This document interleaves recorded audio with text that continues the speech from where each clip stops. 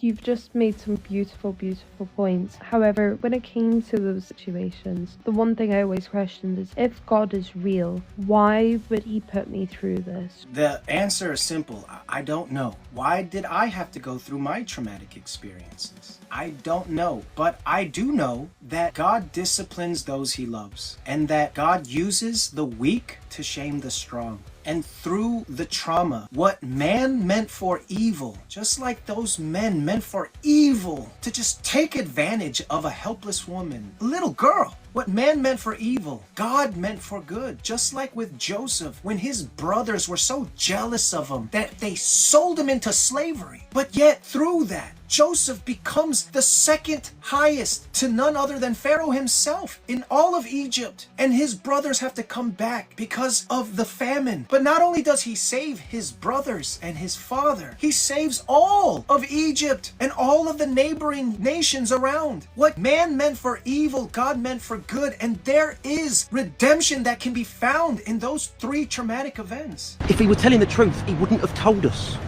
Unless, of course, he knew you wouldn't believe the truth, even if you told it to you. So therefore, all humans after Adam and Eve, you and I, have this knowledge of good and evil. But aside from this knowledge of good and evil, we have this natural propensity to want to do good. And that's what I'm trying to get people to understand. Where does that natural propensity to want to do good come from? That comes from being created in the image of God. You and I were created in the image of God, and therefore we have a natural propensity to want to do good. But because we have the knowledge of good and evil, our lives are not just good. It's not all rainbows, daisies, and butterflies. Aside from all the rainbows, daisies, and butterflies that we show to the world, we've got many skeletons in the closet that we hide for ourselves. And what people don't realize is that as long as I hide this from the world, then I'll be fine. If I take this stuff with me to the grave, then I'll be fine. But no, God sees everything, Michaela, and we will be held in account for all of it. But through the blood of Jesus Christ, we are saved. The work has already been done, but it is your unbelief. And if you believed once you've been in his hands, no one can snatch you out. You're in a state of rebellion, sure. Everyone has the entitlement to doubt and be angry and frustrated, but don't let the devil win. The devil is a liar. And honestly, you've just made some beautiful, beautiful points. However, when it came to those situations, the one thing I always questioned is if God is real, why would he put me through this? Why would he do this to me? I mean, yeah, I've got more to say on it, but I don't want to overload you. Why did I have to go through these traumatic experiences? The answer is simple.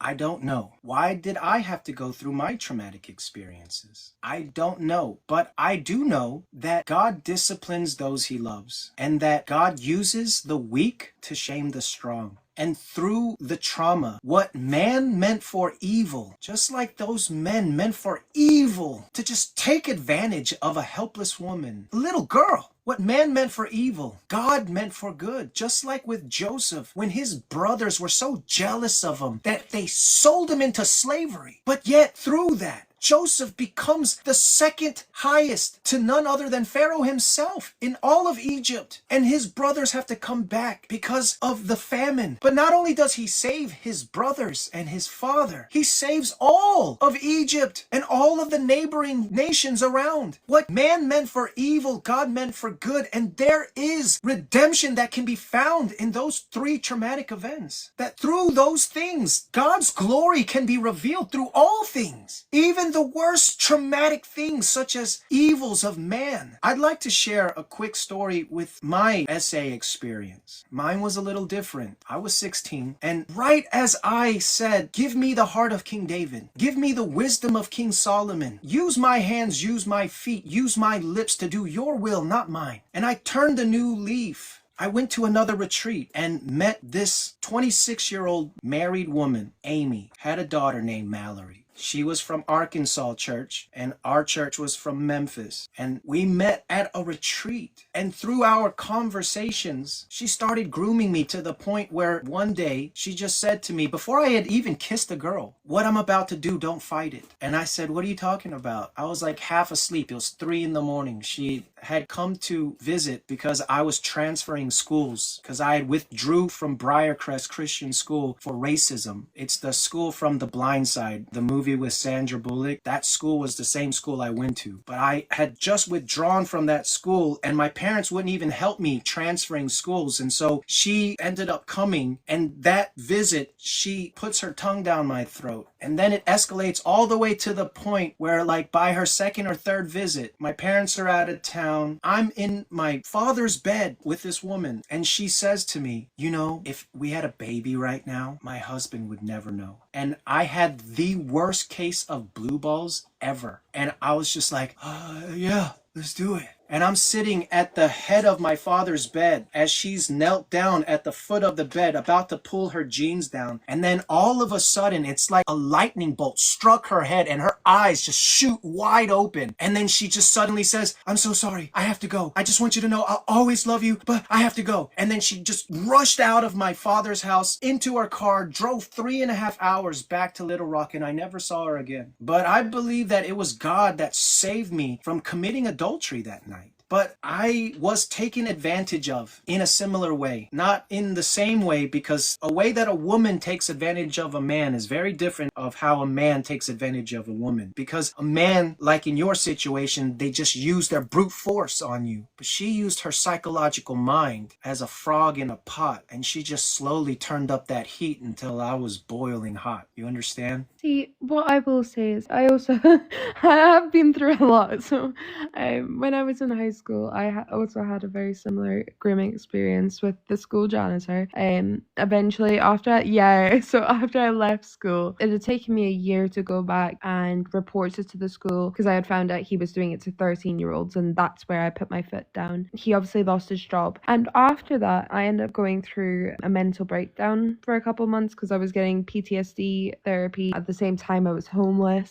So I had everything. And I did actually go to church after this, because at this point I felt like I had nothing. I was very down in my dumps. Mental health was not doing well. So I returned to church and I sat down and I tried to listen to the message. And for a while, I actually gained my faith back. I thought, okay, well, maybe God is real. And then I think after that, I just kept going through one situation after another, after another, after another. And once again, I had this thing of, well, if God was real, me, myself, although I'm not a believer necessarily, one thing I have always done is I've led my life with Christian morals. And that's one thing I will always advocate for, is the 10 Commandments. And I find a lot of similarities with my personality in that. But, I can't fathom that everything that I've been through, everything that I've had to witness, that God has put me through it for some reason, because, well, I was an innocent child when all of this happened to me.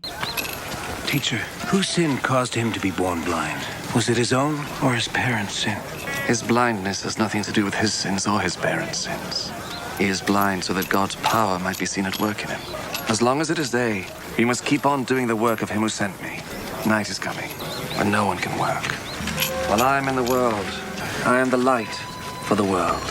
And, yeah. No, and I really appreciate you for getting vulnerable and sharing. But I wanted to read just a short I wanted to read part of chapter 5. I won't read all of it, but I really want you to hear it. "Blessed are the poor in spirit, for theirs is the kingdom of heaven. Blessed are they that mourn, for they shall be comforted." If he were telling the truth, he wouldn't have told us.